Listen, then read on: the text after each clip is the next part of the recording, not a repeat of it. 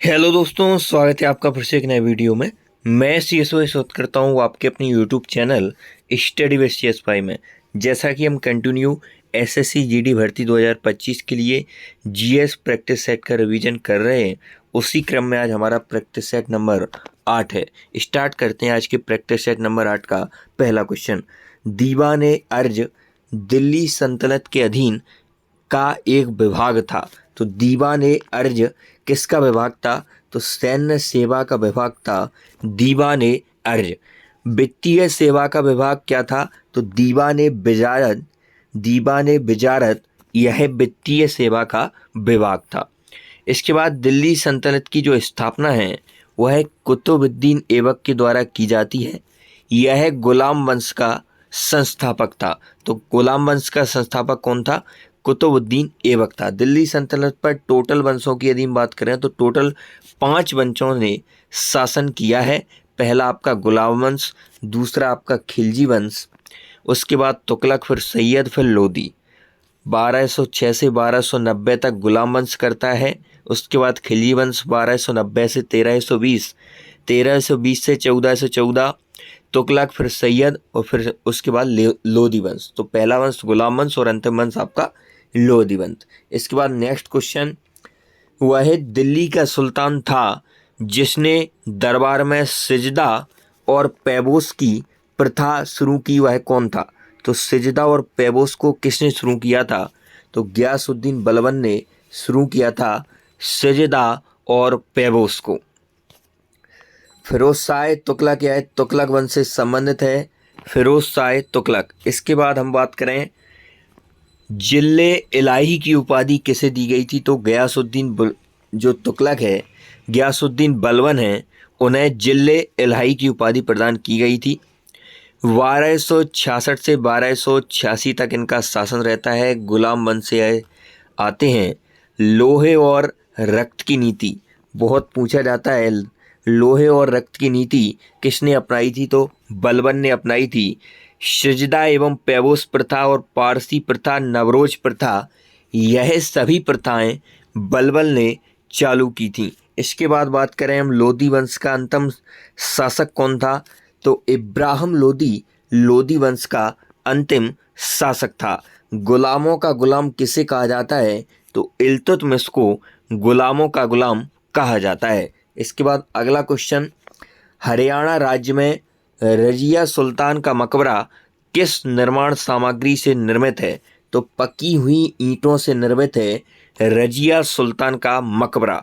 एकमात्र पूरे भारतीय इतिहास की महिला शासका, जो प्रथम महिला शासका थी, वह है रजिया सुल्तान। इसके बाद संगमरमर से मकबरा मिला हुआ है। मुमताज महल का मकबरा संगमरमर का बना हुआ है। ताजमहल भी आपका वाइट संगमरमर से बना हुआ है, सफ़ेद संगमरमर से। इसके बाद बात करने वाले हैं हम रजिया सुल्तान की। तो है इल्तुतमिश की पुत्री थी। इल्तुतमिश की पुत्री कौन थी? रजिया सुल्तान थी। और दिल्ली सल्तनत की पहली महिला शासका भी रजिया सुल्तान थी। कुतुब मीनार, लाल किला, हुमायूं का मकबरा, यह आपके लाल बलुआ पत्थर से निर्मित हैं। 4 नंबर क्वेश्चन, भारतीय संविधान का भाग 16, भारतीय संविधान का भाग 16 किससे संबंधित है? तो कुछ वर्गों से संबंधित विशेष प्रावधान से संबंधित है आपका भाग 16। चुनाव का बात कर लें, इलेक्शन भाग 15 में वर्णित है। उसके बाद संवैधानिक संशोधन का वर्णन आर्टिकल पूछा जा सकता है। तो आर्टिकल 368 में है संविधान संशोधन प्रक्रिया और किस देश के संविधान से ली गई है? तो साउथ अफ्रीका के संविधान से ली गई है। संविधान संशोधन की प्रक्रिया भाग कौन सा है? तो भाग 20 है संविधान संशोधन का। नगर निगम से संबंधित विशेष प्रावधान ये आपके भाग 9A में है। आर्टिकल 243P से आर्टिकल 243Z तक हैं। इसके बाद हम बात करने वाले हैं 74वां संविधान संशोधन 1992 के द्वारा नगर निगम से प्रावधान जो हैं वो जोड़े गए। अनुसूची 12वीं में नगर निगम का वर्णन है और भाग 9A है। अनुसूची 12वीं में इसका वर्णन है। टोटल 18 विषय हैं। इसके बाद बात करने वाले हैं अगले क्वेश्चन की। भारतीय संविधान के अनुच्छेद 356 और 360 पर आधारित अनुच्छेद हैं। तो 356 और 360 यह आपातकालीन प्रावधानों का इनमें वर्णन है। इमरजेंसी प्रोविडेंस का इनमें वर्णन है। भाग 18 में आपातकालीन उपबंधों का वर्णन है। आर्टिकल 352 से 360 तक के आर्टिकल जो हैं वो आपातकालीन प्रावधानों का वर्णन करते हैं। इलेक्शन निर्वाचनों का वर्णन आपका भाग 15 में है। 324 से 329 तक इसका प्रावधान है। इसके बाद भाग 17 में क्षेत्रीय भाषाओं का वर्णन है। भाषाओं का वर्णन भाग 17 में 343 से 351 तक इनका आर्टिकल भाषाओं से संबंधित है। इसके बाद बात करने वाले हैं भाग 20 की। तो संविधान संशोधन भाग 20 में प्रक्रिया हमने कहाँ से ली? दक्षिण अफ्रीका से ली। आर्टिकल है आपका 368। इसके बाद हम बात करने वाले हैं जो आर्टिकल 356 है, इसमें किसका वर्णन है, और 360 में किसका वर्णन है, 352 में किसका वर्णन है। ये तीनों आर्टिकल परीक्षा की दृष्टि से बहुत इम्पोर्टेंट है। यह तीनों आर्टिकल आपातकालीन उपबंधों का वर्णन करते हैं। 352 में राष्ट्रीय आपातकाल का वर्णन है।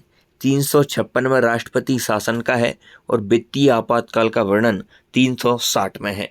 इसके बाद 6 नंबर क्वेश्चन, भारतीय संविधान का अनुच्छेद चुनाव आयोग में निहित निर्वाचनों के अधीक्षण, निर्देशन और नियंत्रण का प्रावधान करता है।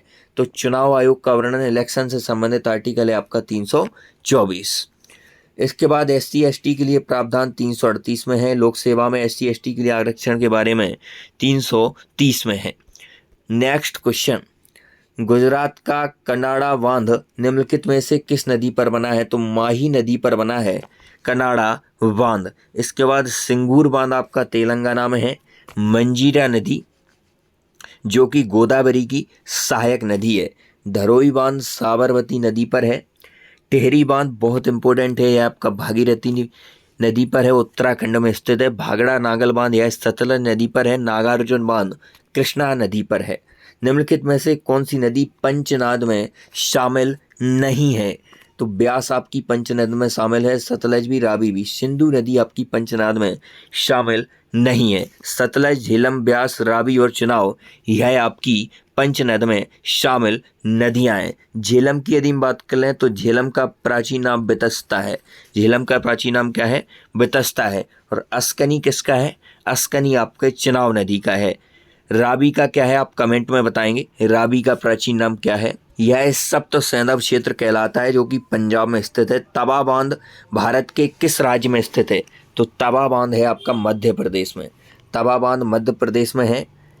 इसके बाद MP का सबसे बड़ा बांध इंद्र सागर बांध नर्मदा नदी पर। गांधी सागर बांध आपका चंबल नदी पर स्थित है। गांधी सागर बांध। और यह पूछे MP में कहाँ है गांधी सागर बांध? ये MP के नीमच जिले में स्थित है। उत्तर प्रदेश में रेहंद बांध रेहंद नदी पर। कौशल्या बांध हरियाणा यमुना नदी पर। राणा प्रताप सागर बांध राजस्थान में चंबल नदी पर यह स्थित है। तो तवा बांध भारत के किस राज्य में है? तो मध्य प्रदेश में कौन सा बांध स्थित है? तवा बांध स्थित है। इसके बाद 10 नंबर क्वेश्चन, निम्नलिखित में से किसे अंतिम ऋणदाता के रूप में भी जाना जाता है? तो RBI को अंतिम ऋणदाता के रूप में भी जाना जाता है। 1935 में इसकी स्थापना होती है। पूरी डेट आपको याद रखना है, 1 अप्रैल 1935 को स्थापना होती है RBI की। सेबी 1988 में, वैधानिक दर्जा इसे 1992 में मिलता है। RRB 1975 में इसकी स्थापना होती है। SBI 1 जुलाई 1955 में इसकी स्थापना होती है। पहले SBI को हम इंपीरियल बैंक के रूप में जानते थे 1921 में। इसके बाद Calcutta bank, Madras bank, Bombay bank, इन तीनों बैंकों को हमने मिलाकर इंपीरियल बैंक बनाया था 1921 में। 1806 में कलकत्ता बैंक की स्थापना होती है। मद्रास बैंक की 1843 में। 1840 में बॉम्बे बैंक। इन तीनों बैंकों को जब मर्ज करते हैं तो इंपीरियल बैंक बनता है। और फिर इसके बाद एक अलग बैंक बनता है, उसका नाम होता है SBI। तो पहले इन 3 बैंक से इंपीरियल, फिर इंपीरियल के बाद SBI। इस प्रकार SBI का विकास होता है। निम्नलिखित में से कौन सा संस्थान वर्ष 1974 में भारत के प्रथम सूक्ष्म संस्थान के रूप में स्थापित किया गया था? तो सेवा बैंक संस्थान यह भारत के प्रथम सूक्ष्म वित्त संस्थान के रूप में स्थापित किया गया था। इसके बाद हम बात करने वाले हैं बंधन फाइनेंशियल सर्विसेज प्राइवेट लिमिटेड, इसकी स्थापना 2001 में होती है। आशीर्वाद माइक्रो फाइनेंस लिमिटेड की स्थापना 2007 में होती है।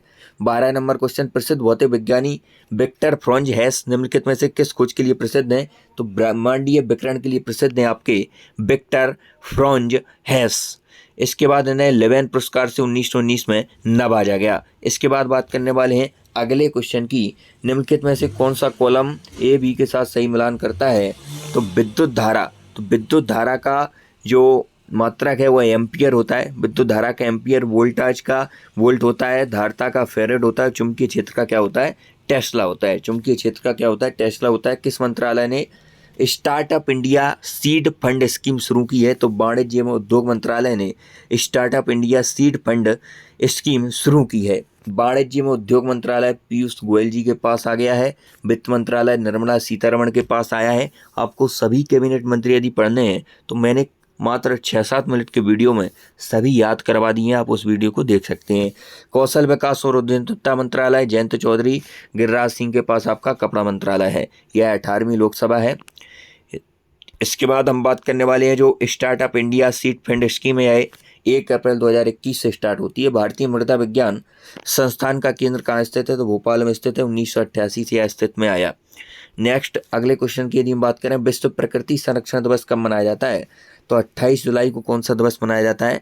विश्व प्रकृति संरक्षण दिवस मनाया जाता है। 30 मई को विश्व पत्रकारिता दिवस।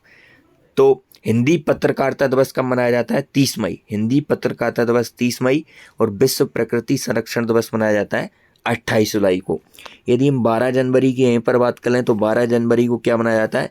राष्ट्रीय युवा दिवस मनाया जाता है स्वामी विवेकानंद की जयंती पर। इसके बाद 17 नंबर क्वेश्चन, बिहार केसरी के नाम से किसे जाना जाता है? तो श्री कृष्ण सिन्हा को बिहार केसरी के नाम से जाना जाता है। बिहार केसरी किसका उपनाम है? श्री कृष्ण सिन्हा का है। अजातशत्रु के नाम से कौन जाना जाता है? तो डॉक्टर राजेंद्र प्रसाद, जो कि भारत के प्रथम राष्ट्रपति थे डॉक्टर राजेंद्र प्रसाद, और संविधान सभा के प्रथम स्थायी अध्यक्ष भी कौन थे? डॉक्टर राजेंद्र प्रसाद थे। तो अजातशत्रु के नाम से डॉक्टर राजेंद्र प्रसाद को जाना जाता है। जननायक के नाम से कर्पूरी ठाकुर को जाना जाता है, इन्हें इस बार भारत रत्न से भी नवाजा गया। लाला लाजपत राय पंजाब केसरी के नाम से किसे जाना जाता है? लाला लाजपत राय को जाना जाता है। वुमेन्स प्रीमियर लीग के सीजन 2 का खिताब दिल्ली कैपिटल्स को हराकर किस टीम ने जीता? तो रॉयल चैलेंजर्स बेंगलोर ने जो वुमेन्स प्रीमियर लीग के सीजन 2 का खिताब दिल्ली कैपिटल्स को हराकर जीता है। इसके बाद बात करने वाले 90 नंबर क्वेश्चन की, उत्कृष्ट महिला पत्रकार के लिए चमेली देवी जैन पुरस्कार, चमेली देवी जैन पुरस्कार 2024 से किसे सम्मानित किया गया? तो ग्रीष्मा कुठार और रितिका चोपड़ा को उत्कृष्ट महिला पत्रकार के लिए चमेली देवी जैन पुरस्कार से सम्मानित किया गया।